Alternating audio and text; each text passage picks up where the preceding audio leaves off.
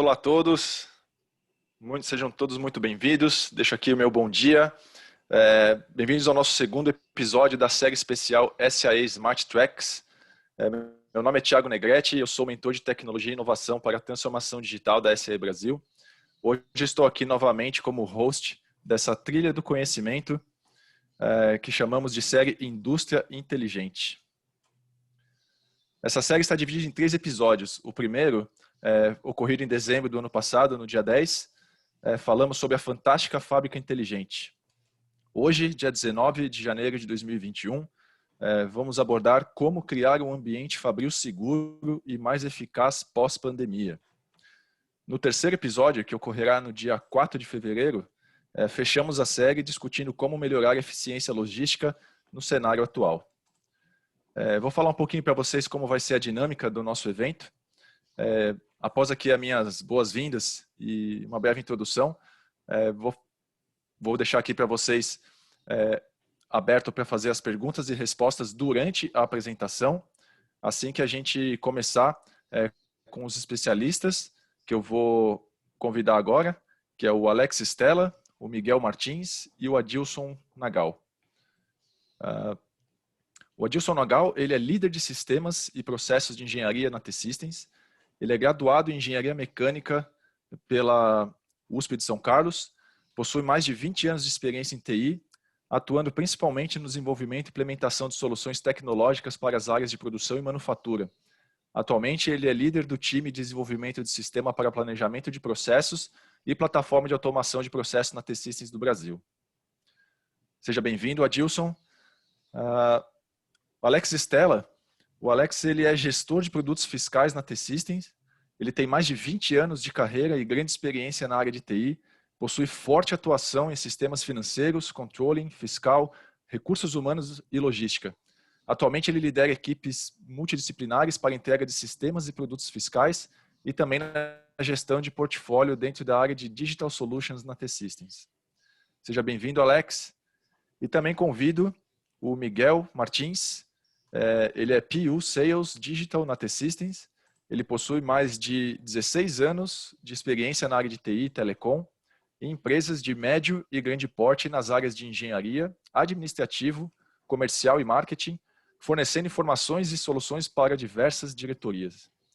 Bom, pessoal, nessa nossa trilha de hoje, no segundo episódio, a gente vai falar do ambiente fabril seguro e eficaz pós-pandemia e vocês vão poder conhecer soluções que irão ajudar a sua empresa no processo de transformação digital pós-pandemia, tais como monitoramento remoto de máquinas e do ambiente industrial, monitoramento como temperatura, umidade, produtos tóxicos, entre outros, monitoramento de EPIs e aplicações integradas que melhoram, automatizam e digitalizam as atividades das engenharias de produto, processo, qualidade, custos e chão de fábrica. Bom, pessoal, meu bom dia aqui para o Adilson, Alex, Miguel. Eu vou passar aqui agora a palavra para o Alex, para ele fazer uma introdução e os especialistas continuarem. Deixo aqui, então, mais uma vez, o convite para vocês que estão participando aqui, fazerem suas perguntas através do nosso botão de Q&As e ao longo da apresentação e também ao final a gente faz o debate. Opa, obrigado, Thiago. Bom dia a todos. Espero que estejam junto conosco nessa jornada. Como o Thiago falou, grande momento, a gente tem uma transformação digital imensa acontecendo, então é um grande desafio. Só para a gente se posicionar, até que passou um pouco aí no vídeo, nós tivemos a primeira revolução industrial no fim do século XVIII, na Inglaterra, mudando os paradigmas que a gente tem do modelo artesanal para a máquina do carvão, vapor e ferro. Isso atingiu muitos patamares nunca vistos na época, ou seja, mudou-se muito o conceito. Na segunda revolução industrial, a gente está falando do século XIX, teve como protagonista a eletricidade, a química, o petróleo, ou melhor, começamos a massificação da manufatura, tá? E desenvolvimento de tecnologias como avião, refrigeradores, alimentos, enlatados, entre os primeiros telefones que nós tivemos ali. Já na terceira revolução industrial, algo mais próximo às gerações atuais, tá? A partir da segunda metade do século XX, a informação tornou uma coisa importante, a matéria-prima do processo. Os computadores surgiram, aumentaram velocidades, realizaram qualquer processo de desenvolvimento científico, ou seja, as revoluções, conhecimento foi se manipulando, a manipulação atômica, o processo foi através da evolução. Ainda é cedo para escrever todos os impactos que serão causados pela quarta revolução industrial, mas mesmo assim é importante afirmar que teremos um grande momento, uma diferença de hoje e o amanhã. A quarta revolução é um conceito desenvolvido pelo Klaus Schwab, tá? Onde ele defende que novamente vamos ter uma transformação fundamental de forma que vivemos, trabalhamos e relacionamos. Portanto, a mudança de paradigma não é apenas mais uma etapa do desenvolvimento ecológico, é uma necessidade. Vocês vão ver que a entrada de robótica, nanotecnologia, inteligência artificial, a forma que nós usamos a conexão, o telefone, o smartphone, nós já estamos inseridos nela. O que virá depois? Temos muito aí pela frente. Você concorda comigo, Miguel? Com certeza, Alex. E aí, junto com essa nova revolução, a gente vem com novas expectativas, né?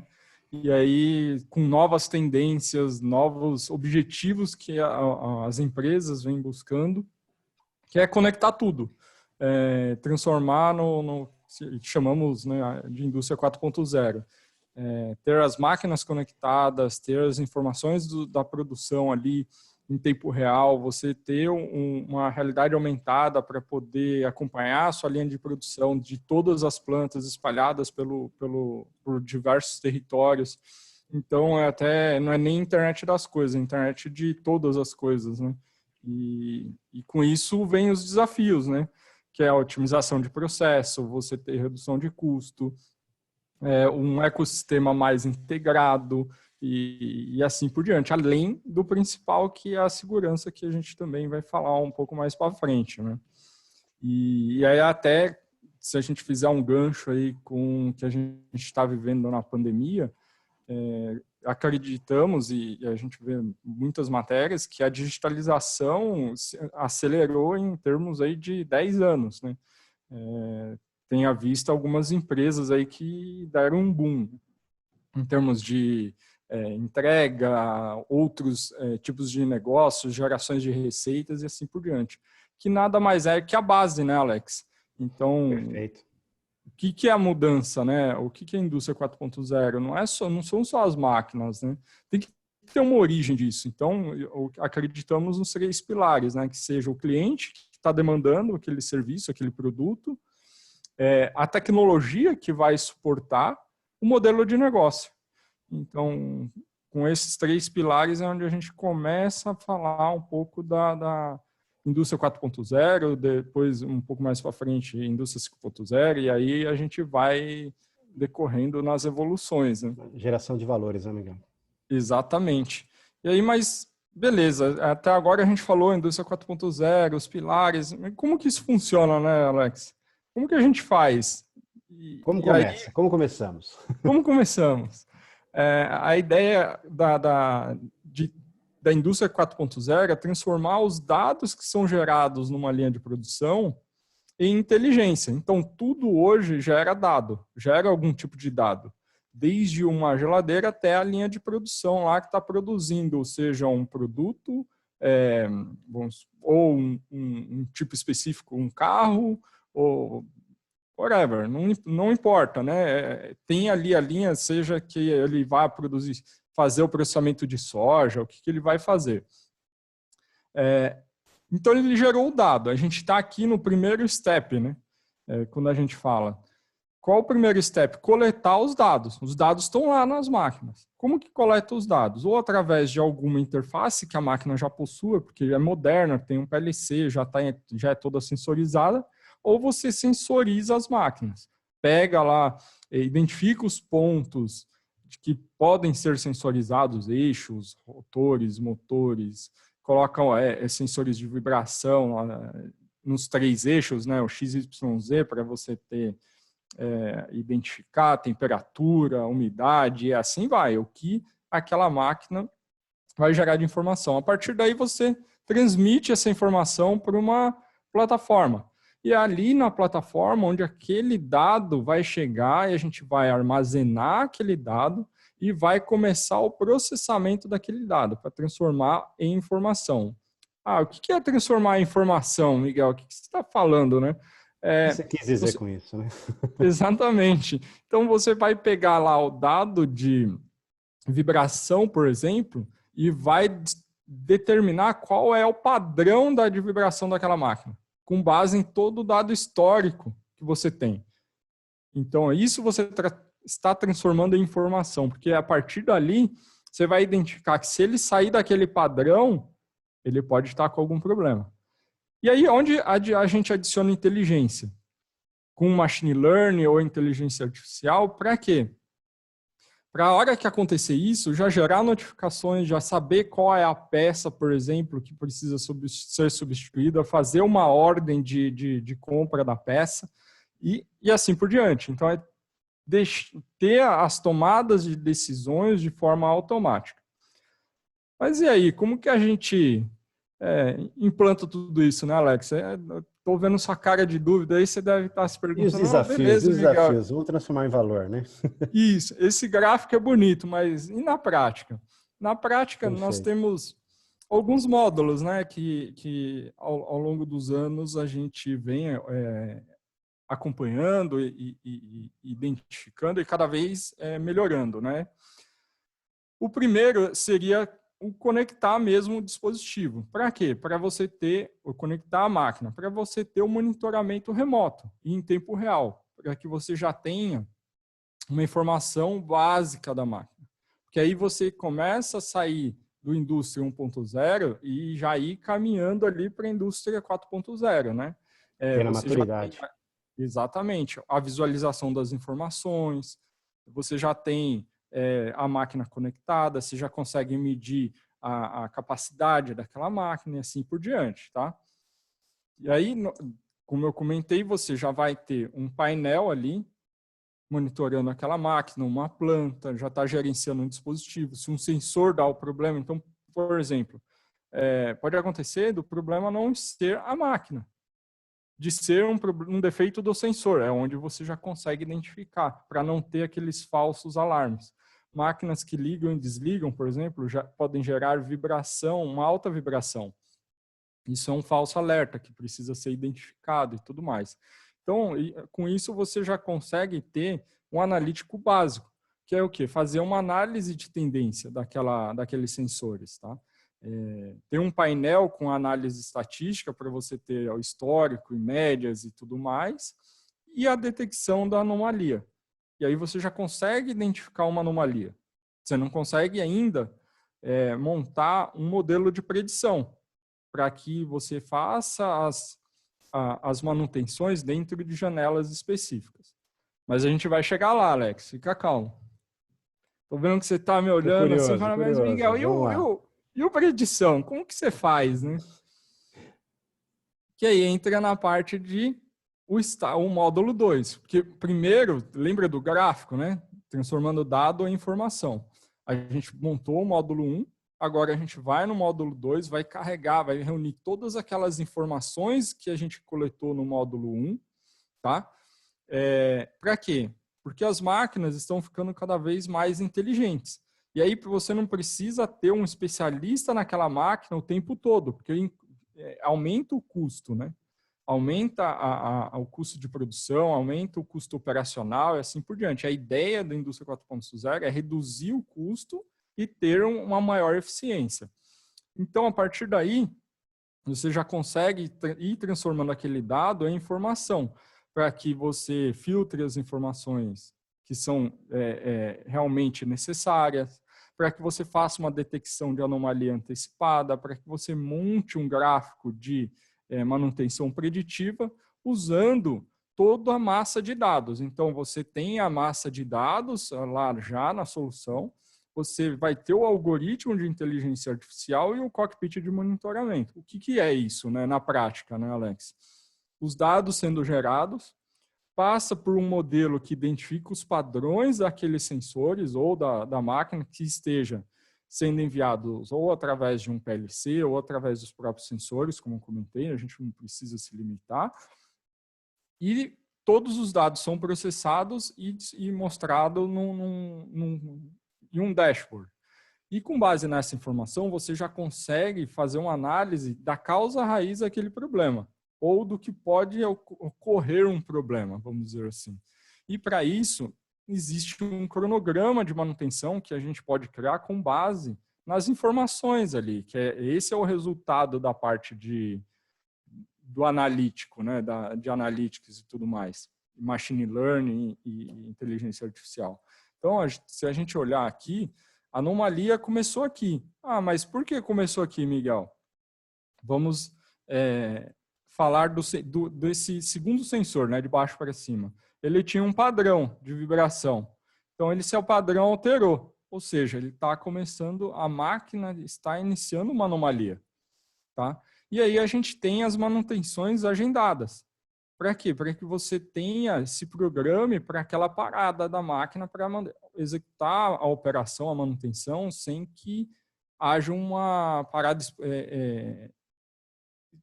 sem aviso. Então, você ali, a partir daquele momento, você já começa, imagina parar uma produção no meio do dia, né? E o custo, né? O custo. Imagina o gerente da planta lá ficando com os cabelos em pé. Lá, então, aí é o susto. É o susto. Então, aí é onde a gente começa. Identificou o primeiro sinal? É o primeiro sinal antecipado, que a gente comentou agora há pouco. Qual o segundo sinal? Aqui, ó, esse terceiro sensor. Ele vinha em um padrão e aqui ele começa a alterar o padrão dele. Já é o segundo sinal. E depois o terceiro sinal. Então, a partir daqui, a gente, claro, não pode dizer assim, a máquina vai quebrar no terceiro sinal. Mas a partir daqui, a qualquer momento, a falha pode ocorrer. Então, você consegue estipular sinais antecipados para que você execute a manutenção. Mas aí, assim, a gente falou de máquina, falou de monitorar KPIs de linha de produção, saber quantos produtos estão sendo produzidos, qualidade e tudo mais. Mas e a nossa força de trabalho, né? E as pessoas que estão ali, né? Como que a gente melhora a qualidade do trabalho deles? Como que a gente facilita a vida deles, orquestra ali o trabalho da pessoa que está na linha de produção com as máquinas, por exemplo, com uma realidade aumentada, com uma realidade virtual. E aí agora a gente, vou chamar o nosso amigo Adilson, que ele vai passar para a gente mais detalhes dessa solução. Escutamos as máquinas, agora vamos escutar as pessoas. Exatamente. Obrigado, Miguel. Pode passar o slide, por favor? Oi, Adilson, Thiago aqui. Sim. Antes de você partir para o seu módulo, eu queria fazer um lembrete aqui para o nosso público, né, o pessoal que está participando, que eles podem já ir começar fazendo as perguntas aí através do botão de Q&As, e aí a gente já pode ir respondendo durante a apresentação, para ficar uma dinâmica mais interessante. E, se possível, antes de você começar, o Miguel, se você puder colocar no slide 3, né, só para a gente poder mostrar para o público os QR Codes, e claro, que o nosso primeiro episódio ele foi gravado e ele está disponível através do link que o Miguel vai mostrar, né, tem uma URL reduzida, aí, que é o gravação SAE1, e também já deixo aí o QR Code também e a URL reduzida já para inscrição para o nosso último episódio, que é como melhorar a eficiência logística no cenário atual, que é o ST minúsculo SAE3, que seria o terceiro episódio. Tá ok, pessoal? Então, Adilson, por favor. Só um minutinho agora.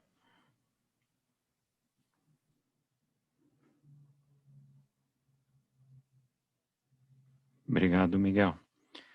Bom, dando continuidade aqui ao seminário, né? Aqui a gente vai apresentar algumas soluções para melhoria das atividades de trabalho do pessoal em chão de fábrica ou na fábrica, mesmo até escritório. Essa primeira solução seria a questão de uso da facilidade de paperless, né? Aqui nós temos um visualizador de uma folha de processo.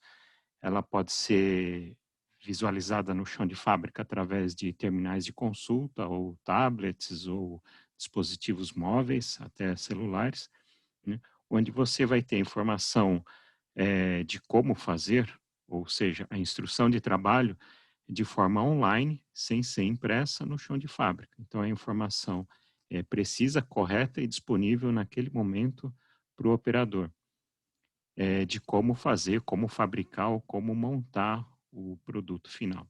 Tá?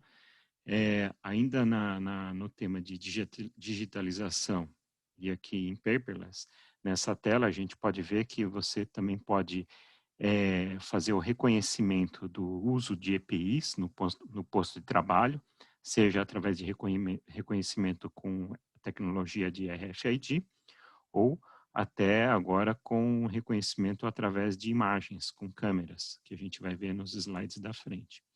Tá? A gente pode integrar também e fazer uso do reconhecimento do operador, seja pelo crachá dele ou o reconhecimento facial, e ver se esse operador está qualificado, se ele foi treinado para fazer aquela atividade, né? Se ele está apto a executar essa operação. E também a gente pode ter outros tipos de reconhecimento, por exemplo, o uso da ferramenta correta, se ele está com a ferramenta correta para executar a operação, se os componentes ou o material está disponível no lugar correto e na hora certa também. Tá? Ainda no termo de reconhecimento, em termos de linha de produto, você pode fazer o reconhecimento do produto na linha, seja por RFID ou qualquer outra forma de identificação. Automaticamente ele reconhece qual que é o produto que passou ali na frente e já carregar as instruções e todos os requisitos para ser executada essa operação. Como eu já falei, né, os EPIs ou a qualificação do operador e assim por diante. Tá? Então, isso evita a circulação de pessoas distribuindo material impresso no chão de fábrica. A informação é precisa, sempre está disponível na hora certa e online para o operador. Tá? Essas são algumas facilidades dessa tecnologia. Próximo slide, Miguel, por favor. Aqui na parte de monitoramento remoto, que o Miguel comentou, né? As máquinas falam. Utilizando recurso de sensoriamento de ativos ou maquinários, você pode monitorar os parâmetros da máquina, parâmetros críticos, por exemplo, né? O Miguel comentou bastante sobre ruídos e vibrações. Você começa a captar um comportamento anormal daquele dispositivo, aqui no caso um rolamento, por exemplo, ele começou a emitir um ruído acima do normal, acima do limite, né? Então, você já pode começar a planejar uma parada para uma manutenção nesse equipamento. Você sabe que quando ele começa a emitir alguns ruídos, ele não vai quebrar naquele momento, mas a partir de um certo nível de ruído ou um aumento, ele pode estar sujeito a parada a qualquer momento, né? Aqui a gente deu um exemplo de um rolamento, mas pode ser qualquer outro tipo de item, né? Um rolamento ainda você pode comprar, manter estoque, mas se você tiver algum item crítico que ele não é estocável, por exemplo, o Miguel comentou de um eixo você não consegue manter estoque e às vezes nem o fabricante tem isso aí em estoque. E se ele vier a parar, quebrar, a manutenção vai demorar muito mais tempo e a sua parada de produção vai ser muito mais impactada, né? Com isso, você fazendo esse tipo de análise desses parâmetros, né, você está trabalhando com manutenção preditiva, né? Então, você diminui os tempos de parada, diminui itens estocados, quando você tem que manter muito item em estoque para manutenção, por exemplo, isso vai impactar diretamente no seu custo de fabricação, né? E aí a gente tem outros parâmetros que da máquina que podem ser monitorados, né? Por exemplo, temperatura do óleo, temperatura do refrigerante, pressão de óleo, temperatura de operação da máquina, são alguns parâmetros que a gente pode monitorar para que minimize a parada e melhore a manutenção da máquina. Tá? Em termos de temperatura também, está bastante em moda e bastante comentado hoje, então, assunto bastante evidência, né? Monitoração de equipamentos de refrigeração, né? Então, por exemplo, para conservação de medicamentos, no caso de vacinas, né? Então, você pode monitorar desde a carga ou até o equipamento que está mantendo essa temperatura, porque se ela sair dos parâmetros especificados, você pode perder a carga, perder o seu produto, né? Ainda mais falando de temperaturas críticas, aí algumas vacinas que usam temperaturas bastante críticas para transporte, né? Então, em termos de refrigeração, tem bastante coisa que pode ser feita.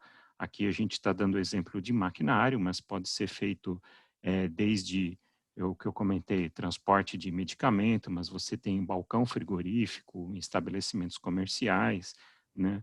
O refrigerante. O próprio refrigerante ou a cerveja, né, Alex? A conservação e manutenção da temperatura, tá? Isso tudo aqui faz parte de uma solução que é a parte de gestão de ativo, né?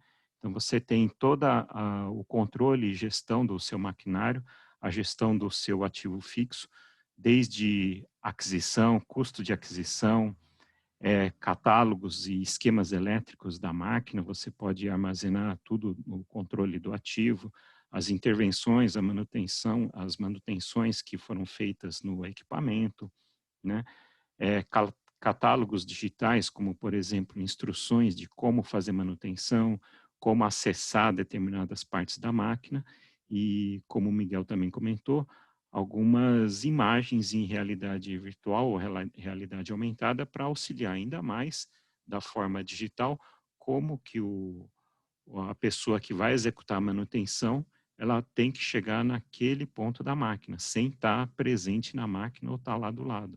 Você já pode fazer toda a análise dos catálogos, materiais, as visualizações digitais, os esquemas elétrico, pneumático, hidráulico, né? Já para ir preparado para quando chegar lá na data planejada da manutenção, você minimizar esse tempo de parada. Tá? Ainda fazendo uso de dispositivos como beacons, né, para fazer identificação mais rápida, localização de onde está esse ativo, porque o ativo, às vezes, nem sempre ele é fixo, ele pode ser móvel, ele está em movimentação dentro da sua planta. Então, você faz uma rápida identificação e localização desse ativo através desses tipos de dispositivos, tá? E ainda você tem todo um dashboard de análise, né, de OE, de análise da efetividade de disponibilidade de uso do equipamento, né? Se ele está produzindo, se ele está disponível, produzindo na velocidade esperada e na qualidade esperada também. Então, todos esses parâmetros podem ser monitorados e disponibilizados de forma online para gestão. Próximo slide, por favor, Thiago. Ô, Adilson, antes da gente ir para a visão computacional, eu vou fazer aqui duas perguntas que vieram do público e aí eu direciono aí para vocês responderem da melhor forma, tá? Então, a primeira pergunta que a gente teve aqui é do Silvio Bartoletti. Obrigado, Silvio, pela sua pergunta. Ele é da Metal Pó e a pergunta dele é a seguinte: temos algumas máquinas conectadas com apontamento online de produção. É possível agregar algo mais ao que já existe? Acho que aí o Miguel Oi, ou o pessoal. Alex. Sim, eu vou falar, mas o Alex, legal, fique à vontade aí para complementar, né? Sim, aí só precisamos entender um pouco melhor o que ele está fazendo de apontamento. Dá sim para adicionar mais informações ou adicionar algum tipo de inteligência, ou até mesmo sistemas supervisórios e assim por diante. A gente pode depois conversar com o Silvio, se for do interesse dele, entender melhor o cenário aí que ele tem hoje. Só queria complementar também, né, se você já faz a coleta do apontamento de produção, dependendo do PLC, você já pode ter alguns também parâmetros que são monitoráveis da máquina, né, pode coletar e analisar, como o Miguel também mostrou lá nos dashboards, e o que eu comentei também de sensores, e além do mais, se você tiver, dependendo da máquina, algum outros item que que não esteja sensorizado, mas que seja possível colocar sensor, pode ser adicionado e fazer um monitoramento também desse ponto, se ele for um item crítico para você. Que aí entra no case do manutenção preditiva, né? Perfeito. Fazer as ordens e tudo mais. Legal, pessoal. Obrigado, Miguel e Adilson. Silvio, mais uma vez agradeço sua pergunta. Vi aqui que você colocou o seu e-mail, tá? Então o pessoal aqui do staff vai anotar para entrar em contato com você, mas deixo aqui aberto também para você fazer mais perguntas aqui durante ou após a nossa apresentação, e ao final a gente também vai deixar e-mails para contato aí com a T-Systems e com a SE Brasil, tá bom? Vamos para a segunda pergunta, então. A segunda pergunta, até o momento, é do Fernando Elerati de Campos. E o Fernando pergunta o seguinte: no gráfico condição da máquina versus tempo de reparo, mais custos de inatividade, como se sabe que o gráfico superior é o sinal 2 e o gráfico logo abaixo deste é o sinal 3? Não poderia ser ao contrário? Então, Miguel, acho que tem que voltar lá no gráfico. Esse aqui, né? Isso. Na verdade, aqui a disposição é só um exemplo, tá? Então, como ele falou, em relação a custo,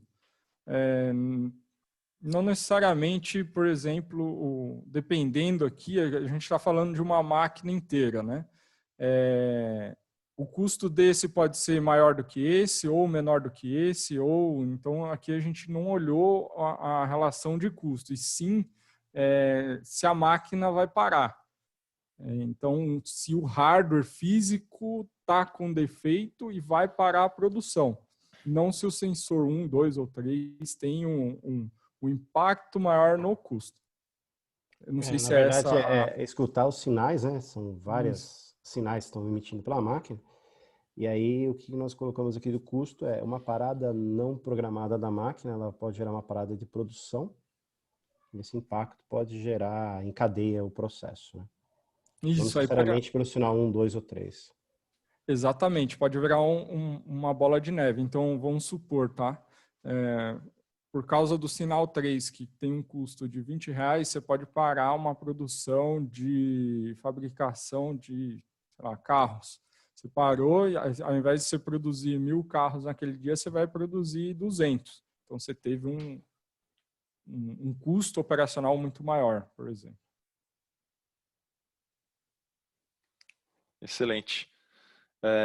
Bom, ainda antes da gente voltar, então, pegando o mesmo participante, que é o Fernando, ele pede aqui uma recomendação de software, né, de sistema para gestão de ativos e para manutenção preditiva.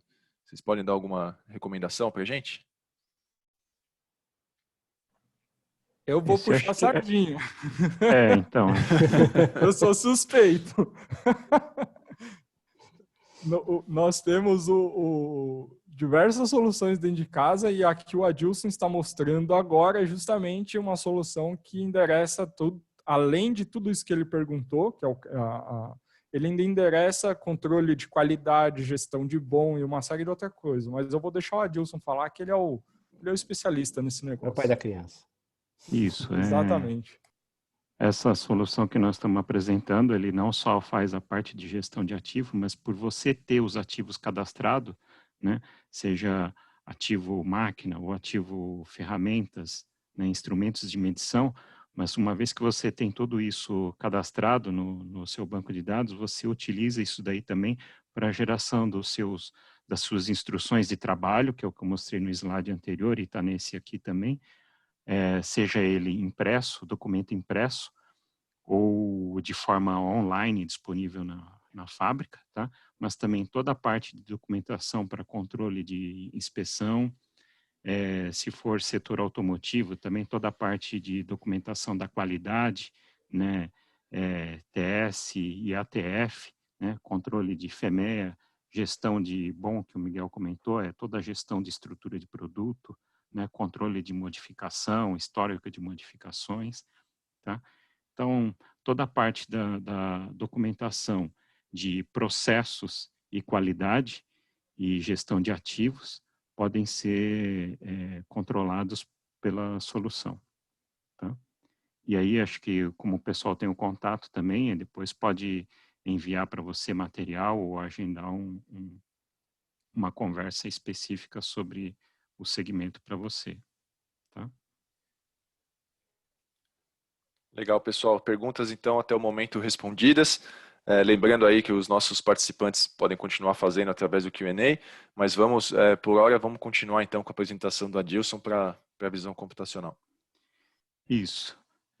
Ainda nesse segmento, na parte de visualizadores de chão de fábrica ou soluções para a fábrica, né, o uso de ferramentas de visão computacional para auxiliar a operação na fábrica, né? Aqui nós estamos mostrando um exemplo da nossa aplicação integrada com câmeras no chão de fábrica e aqui uma solução para fazer reconhecimento do uso de EPIs e mais especificamente agora, nessa época, o uso da máscara.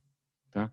Então aqui nós temos os slides mostrando uma câmera disposta num posto de trabalho ou num local em que vai fazer o reconhecimento do operador e ver se ele está fazendo o uso da máscara, o uso de forma correta, né? Ali no primeiro slide a máscara está no queixo, né? E a tela em preta ali, só para mostrar, já fez o reconhecimento e está dando um alerta em vermelho dizendo que não está de forma correta o uso do EPI, no caso a máscara, né? Através desse reconhecimento ou desse sinal, você pode encaminhar avisos, seja através de e-mail ou qualquer outro tipo de notificação para gestão ou segurança do trabalho, ou eventualmente até fazer o bloqueio ou a interdição do posto de trabalho porque tá irregular ali o uso do EPI, né? Aqui nós estamos dando o exemplo do EPI, mas, por exemplo, também pode estar ligado à qualificação do operador, né? Aqui nós estamos fazendo uso do reconhecimento facial, você também pode bloquear a máquina porque uma pessoa não autorizada está lá operando o posto de trabalho, né? No slide de baixo ali você vê que quando você faz o uso correto da máscara, ele libera uma tarja verde ali e está ok para a execução da operação. Ainda dentro do uso de reconhecimento facial, a gente pode utilizar para fazer a contagem de pessoas no posto de trabalho, para fazer a identificação de aglomeração, o distanciamento também, se o posto de trabalho requer 3 pessoas, mas você consegue, através das câmeras, identificar se as pessoas no local estão mantendo o distanciamento de 1 metro, 1,5 metro entre as pessoas no posto de trabalho. Tá? Tudo isso para minimizar a transmissão do vírus. Tá? Próximo slide, Miguel, por favor. E, bom, aí eu devolvo para o Miguel, que continua com a conclusão aqui da parte de manutenção preditiva. Miguel? Oi, Adilson, obrigado. Aqui mais para a gente mostrar qual que seria a figura completa, né? Juntar tudo que a gente falou em um único local, né? E aí vai desde coletar e visualizar os dados do módulo 1. Antes de você ter o módulo 2, você já pode ter integração com os seus sistemas, dashboards e assim por diante, já está a integração de dados, já ter as pessoas fazendo o monitoramento visual, né, do dashboard. Depois você tem um módulo que vai fazer toda a preparação do dado e limpeza do dado, né, para deixar somente informações que são reais e que são de uso, né, na verdade. Vai passar pelo modelo de predição, né, já pré-estabelecido, e esse ciclo vai se repetir diversas e diversas vezes. Por quê? Porque é como se fosse eu gosto de usar o exemplo de uma criança, né? Ele aprende por repetição. Inteligência artificial e machine learning é o mesmo princípio. Então, quanto mais se repete, mais a inteligência artificial fica precisa. E aí, a partir daí, você envia, né? Tem integração dos dados por aqueles mesmos dashboards, adicionando mais inteligência no que você já tem. De forma Uma contínua, visão, né? Sim, exatamente. Isso daqui é um processamento contínuo. Fica o tempo todo ali gerando informação. Limpa o dado, usa dados que somente são necessários, como eu comentei aqueles dados. A máquina ligou alta vibração, limpa isso. Então não vão dados sujos. Perfeito. E aí show. uma arquitetura bem alto nível, tá? Só para ter uma ideia de como funcionaria, né? As máquinas conectadas, e aí não importa qual o tipo de conexão, se você vai via celular, Wi-Fi, rede de baixa potência, né? Os famosos LPWAN, né? Como LoRa, Sigfox, Zigbee, assim por diante, né? Dependendo do caso. Até os PLCs. Então, todos conectados aqui nessa camada de conectividade. Quando você adiciona ou uma realidade aumentada para se ter um digital twin e tudo mais, tem uma solução que faz essa interface com o hardware e através de APIs ou outro tipo de interface se conecta na plataforma, e sistemas legados, né? Com isso você tem um único ponto de apoio, que aí é uma plataforma onde você vai ter os dashboards, os processos de negócios, integrações, alertas, notificações, assim por diante, onde você consegue até medir qual o tempo médio entre as falhas, o tempo médio de reparo, né, que é o MTBF, o MTTR, antes que o Alex me pergunte, que eu já vi que ele ia perguntar. E aí tudo em tempo real, né? O mais legal é que assim, você tem todas as informações o tempo inteiro ali monitorando. Vira uma torre de controle digital. E Não, até fantástico. trazendo... não, com certeza. E você ainda pode buscar informações externas, né? De outros sistemas, outros locais. Vira uma base de valor com sistemas delegados, por exemplo, de logística, de compras. Você vai conseguir, escutando a máquina, conseguir nortear outros sistemas. Fantástico. Exatamente. E aí, até trazendo um caso de uso aqui, ó, a gente tem um caso que, vamos exemplificar, que ele produz 120 mil parafusos por hora, tá? E aí, esse caso aqui, ele teve uma quebra inesperada que ficou 35 horas parada. Cada parafuso tem uma receita de 50 centavos. Aquela parada gerou uma perda ali no fluxo de caixa de 2 milhões de reais. Um exemplo, tá? Se você tem uma solução que fica ali monitorando, né, a solução ideal, o mundo perfeito ali de condição de pressão e temperatura, ele fica em tempo real te munindo de informações, você já poderia ter previsto essa falha e ter feito durante a manutenção corretiva, né? Um tempo normal de 7 horas de máquina parada. Ou seja, a parada prevista. Exatamente. Por último, Miguel, mas não... Oi, fala aí, Thiago. antes de você ir para a parte de segurança, né? Se puder Volta, voltar lá volta. no business case, a gente tem aqui duas perguntas. Na verdade, uma é do Fernando, né? Fernando é nosso colega da SC Brasil, ele é da comissão de veículos elétricos e híbridos, e ele trabalha na Latam também, né? Então, a questão lá dos sinais, ele entendeu, né? Que são dados fictícios, não obrigatoriamente precisam estar nessa ordem, né? Foi só para exemplificar. Então, ele agradece aqui. E, Fernando, obrigado pela pergunta mais uma vez. O seu e-mail está anotado aqui. O pessoal vai entrar em contato com você. E aproveitando o slide do Business Case, tem uma pergunta aqui do Sid Clay Gonçalves. Sid Clay, ele é da Mercedes-Benz e ele pergunta aqui, em média, o investimento num projeto de digitalização de uma máquina, como, por exemplo, sensorização, plataformas, algoritmos, horas de projeto de TI, etc., se paga em quanto tempo? Então, uma pergunta aí de payback, né? E a pergunta aí na visão dos especialistas, qual seria um tempo saudável de payback para que viabilizasse um projeto como esse que está sendo apresentado aqui? Ó, a gente estima de 1 a 2 anos, no máximo, Thiago. Depende do caso, depende de como é a saúde da máquina, porque a gente sabe que falhas acontecem. Então, isso depende muito, por exemplo, da idade da máquina. Se é uma máquina muito antiga e tem a tendência a quebrar mais vezes, o seu ROI vai ser mais rápido. Se é uma máquina mais moderna, o seu ROI vai ser um pouco mais longo, porque é uma máquina que já é mais robusta e tudo mais. Mas, na média, o que a gente tem visto, nos casos que trabalhamos, foi de 1 a 2 anos. Perfeito. Então, obrigado, pessoal. Podem continuar. Vendo mais perguntas aí, eu falo novamente. Fica à vontade. E por último, e não menos importante, né, como todos conhecem, né, segurança, né? Então, segurança é algo bem importante quando a gente fala de sensores, de dados de máquinas e tudo mais, até por histórico que a gente vê aí nas notícias e invasões. Então, por isso nós usamos as mais modernas tecnologias de segurança.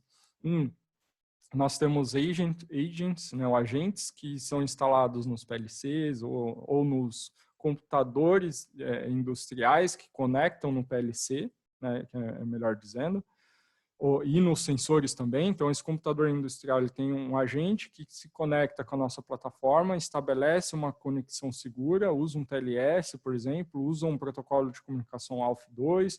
Então, protocolos de segurança tem alguns. E aí, por exemplo, o ALF2 é um dos mais modernos que ele estabelece, ele pede um token, aquele token se valida a cada conexão. Então, mesmo se eu tentar acessar em paralelo, ele já enviou um token, já está sendo utilizado, ele você não consegue reutilizar. Então, é um protocolo de segurança bem legal. E agora, fechamos. Vou passar a palavra para o Thiago aí, se tiver mais alguma pergunta. Não sei se o Adilson ou o Alex quer adicionar mais alguma informação aí.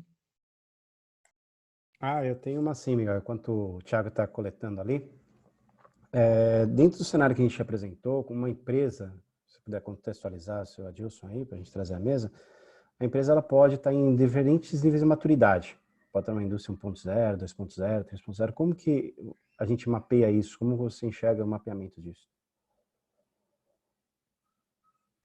Com certeza. E aí, para isso, nós fazemos o assessment, que é ir na empresa e identificar como que está a máquina, se ela está sensorizada, qual o tipo de informação que precisa. Então, por exemplo, tem uma máquina que, como o Adilson comentou, do rolamento.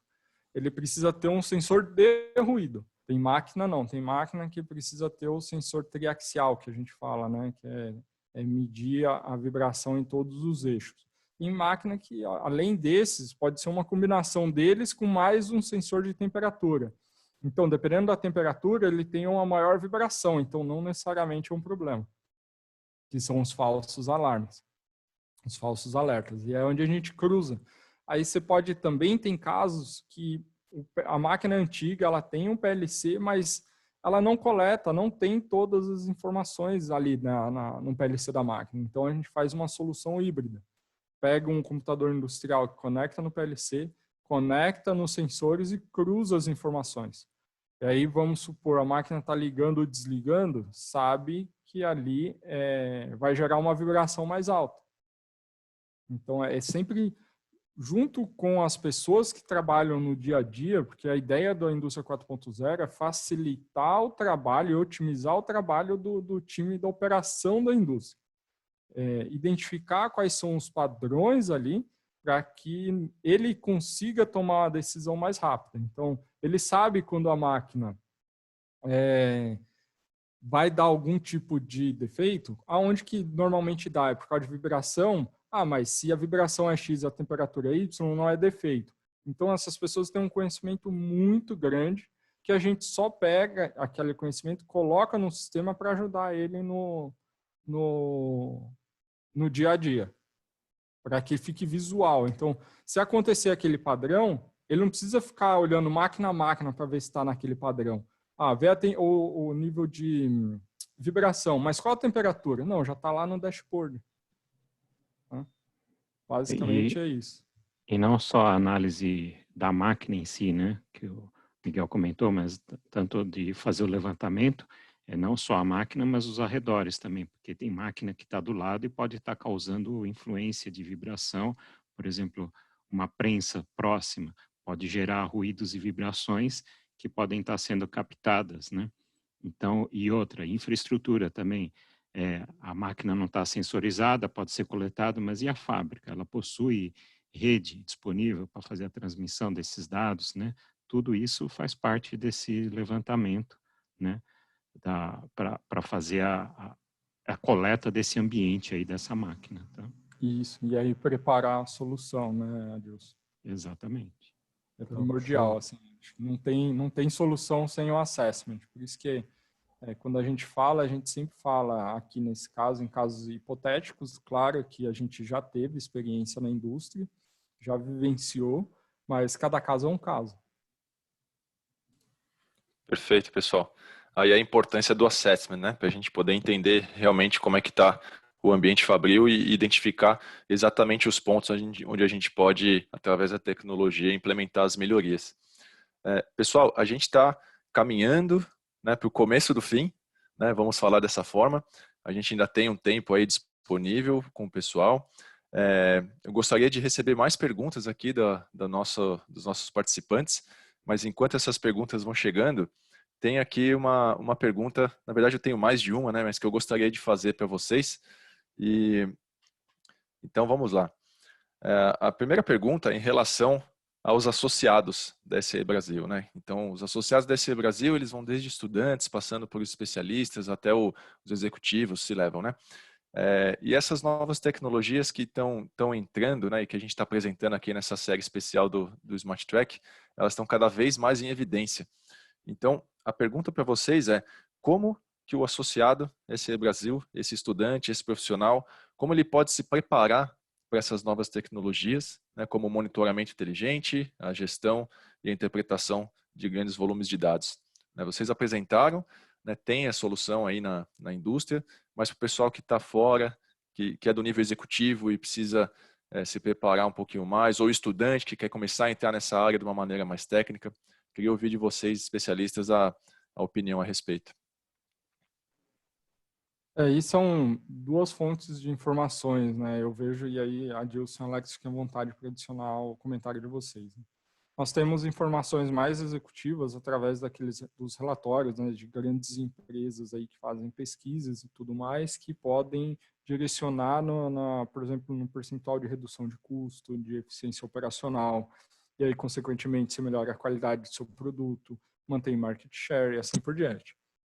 Essa é uma fonte mais executiva. A outra fonte para a indústria, né, existem vários documentos acadêmicos, né, de escolas que hoje, inclusive, nós temos também uma parceria com uma delas, e que você consegue acessar. Então, se você dá uma pesquisada no Google lá, você consegue identificar lá diversos materiais relacionados à indústria 4.0, sensorizações, empresas que Perfeito. são de nicho, de sensores, de computadores industriais e assim por diante. Eu também tenho como sugestão, Thiago, isso mais para o lado acadêmico, tá?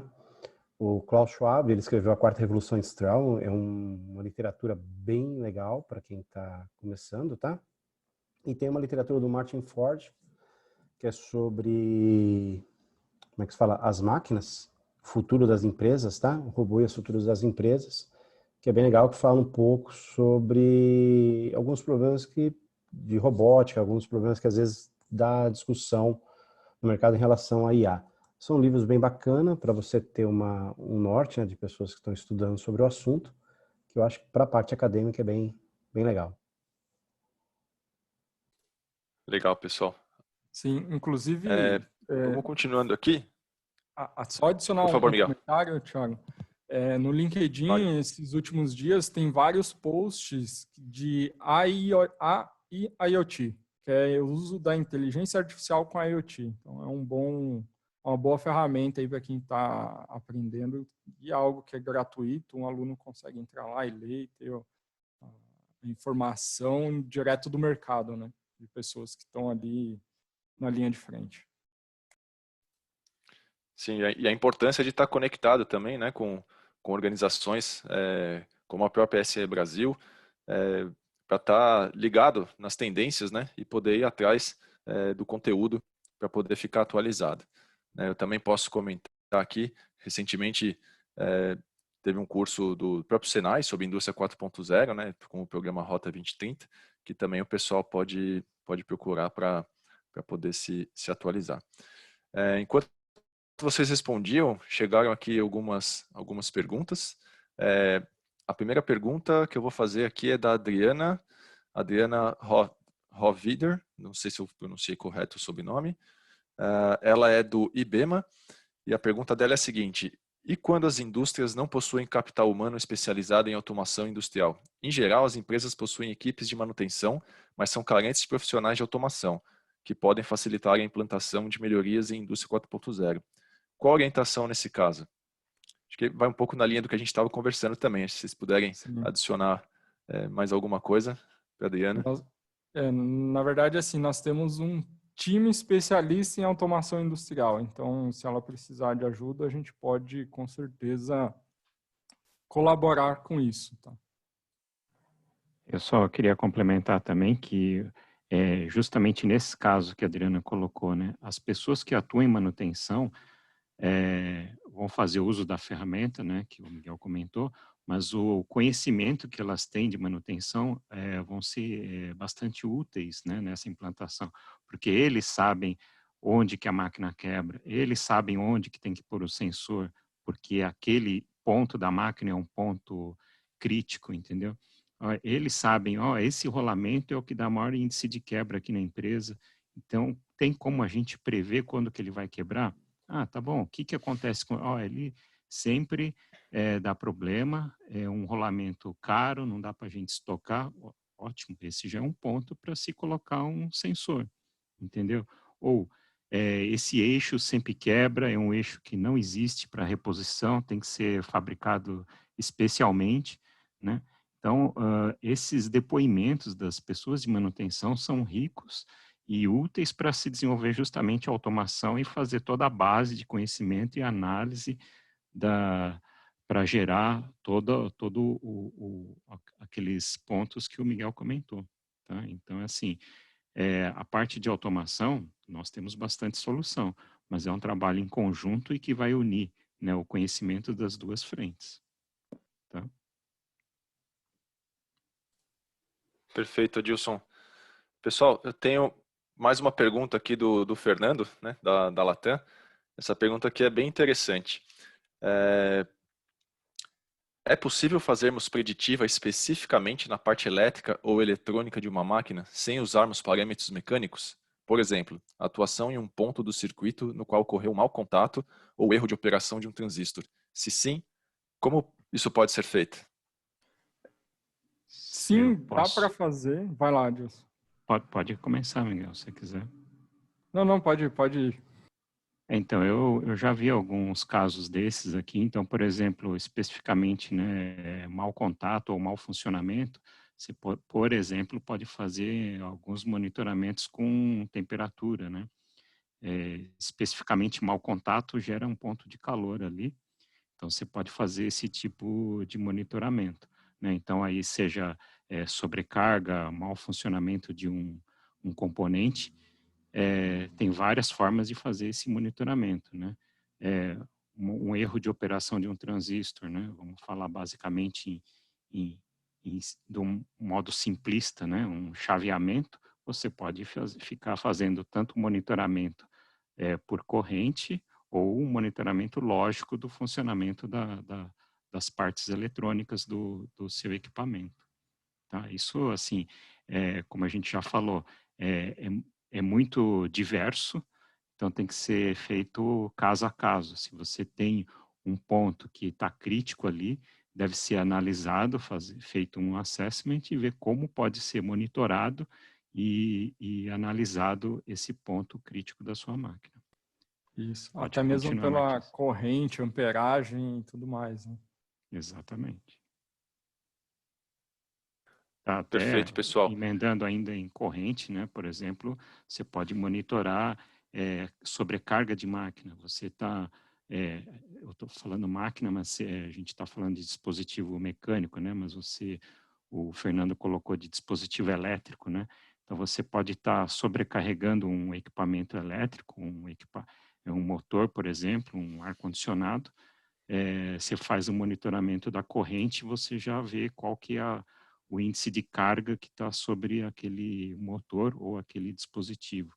Se está passando acima dos limites aceitáveis a corrente, claro, isso vai impactar em consumo, custo, e pode impactar em quebra ou queima do seu dispositivo eletroeletrônico.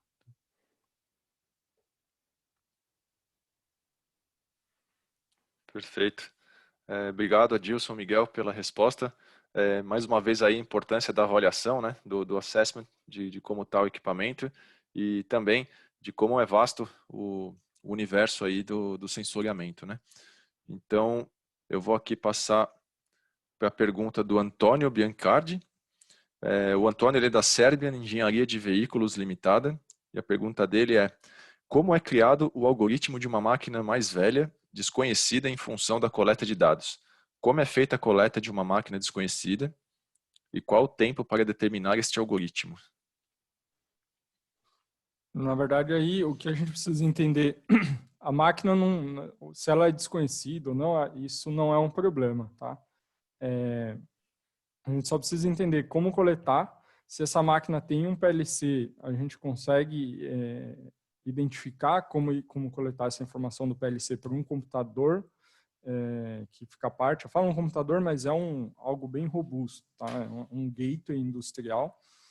E quais os sensores que a gente precisa instalar, por exemplo, isso está muito ligado ao pessoal que faz a operação da máquina. Eles sabem aonde estão os problemas que a máquina dá durante a vida útil. E mais ou menos de quanto em quanto tempo. Por isso que a informação deles é primordial.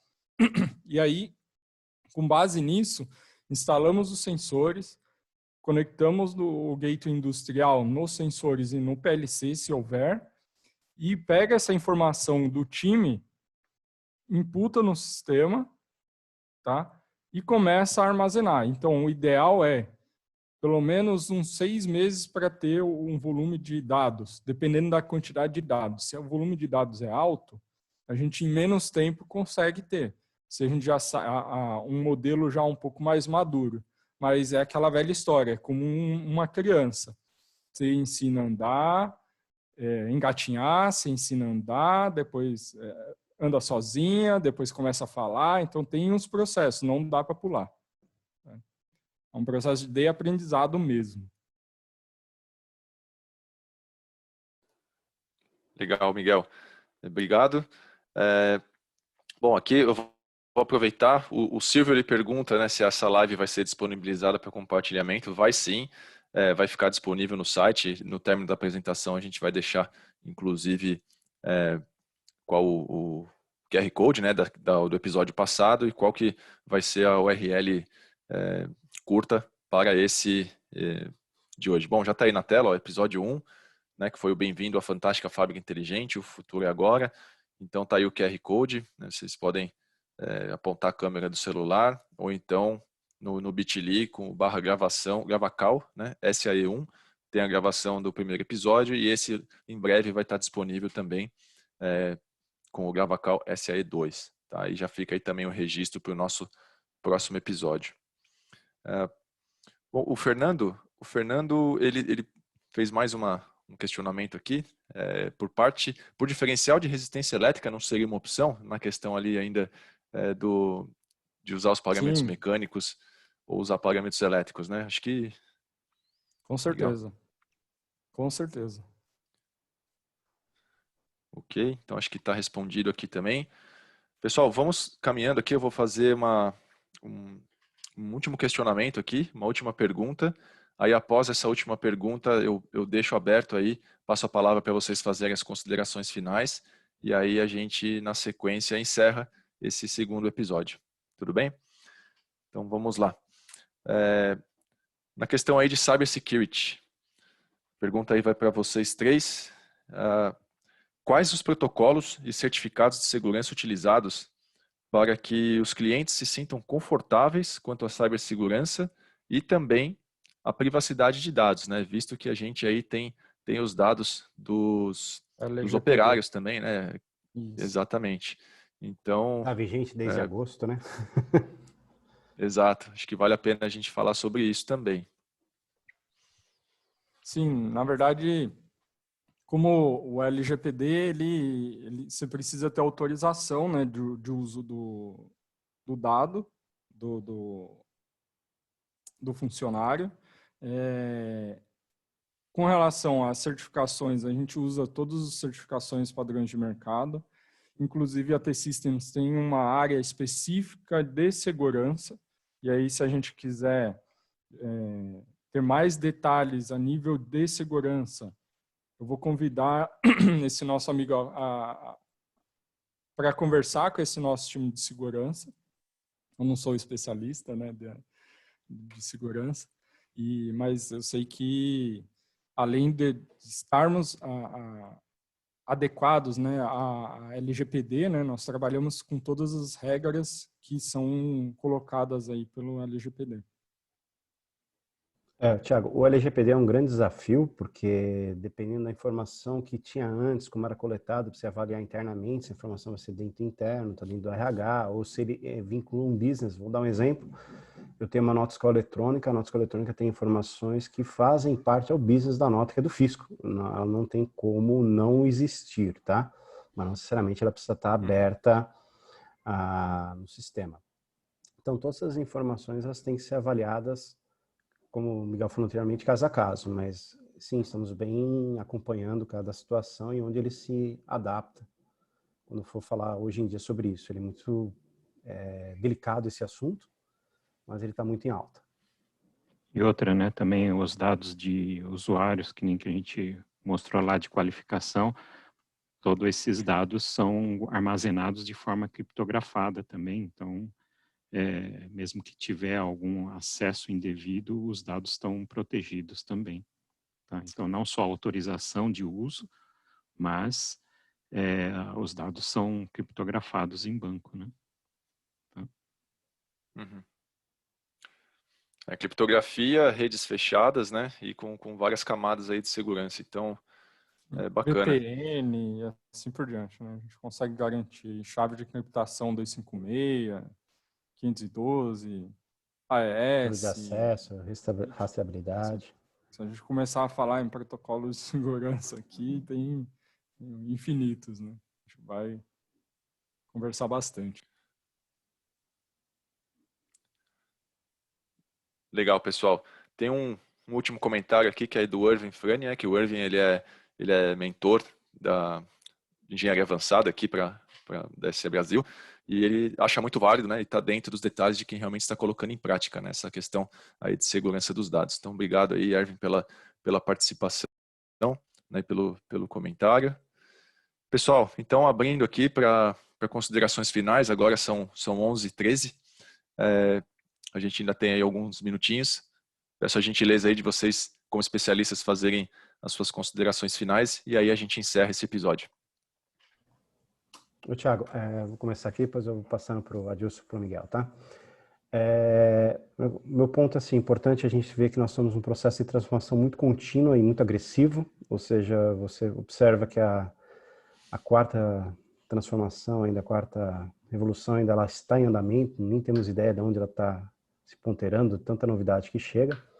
E o mais importante, toda essa camada, máquina, sistemas e pessoas, elas quanto mais madura estejam no processo, mais valor ela vai trazer para a companhia.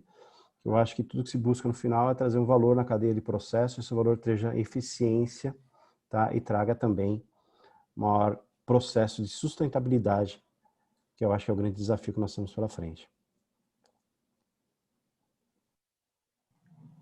Bom, eu queria acrescentar aqui o que o Alex falou, né, que tivemos bastante perguntas específicas, e eu queria, primeiro, agradecer ao público por ter participado, agradecer a SCE pela oportunidade, e diante das perguntas, se tiverem mais questionamentos, dúvidas, sugestões, podem entrar em contato com a SAE ou entrar em contato com a gente, não sei se vai ser colocado os contatos, mas estamos à disposição também para conversas sobre mais assuntos, diversos assuntos que a gente possa oferecer para vocês.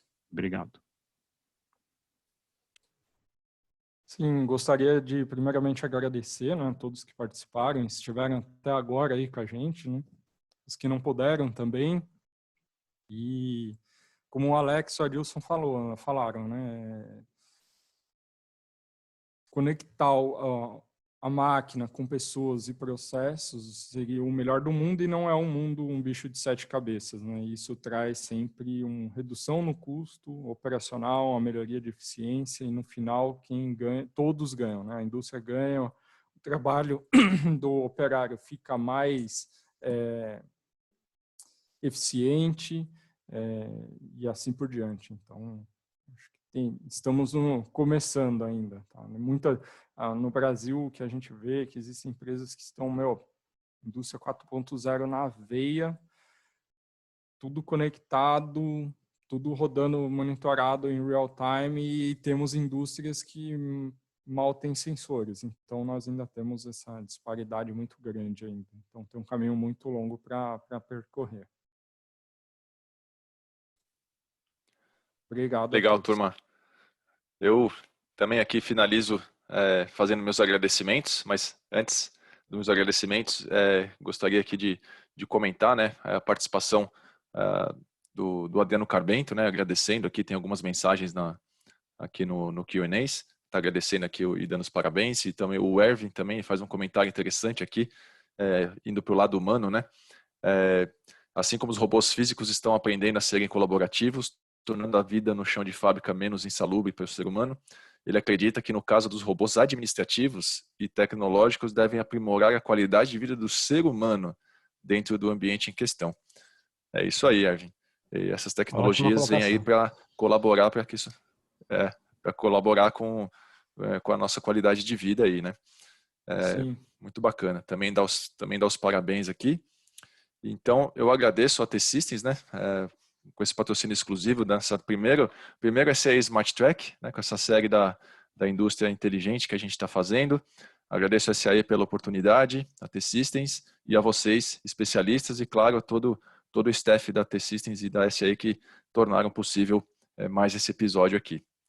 Pessoal, então, um bom dia a todos, e eu encerro aqui o nosso segundo episódio, deixando mais uma vez o convite para o dia 4 de fevereiro, né, a nossa terceiro e último episódio da série, que vamos discutir como melhorar a eficiência logística no cenário atual. Então, Logística 4.0. Muito obrigado. Isso é legal. Logística 4.0. Exatamente. Valeu, gente. Um abraço, Valeu, pessoal. gente. Tchau, tchau. Abraço. Valeu. Tchau, tchau. Tchau, abraço.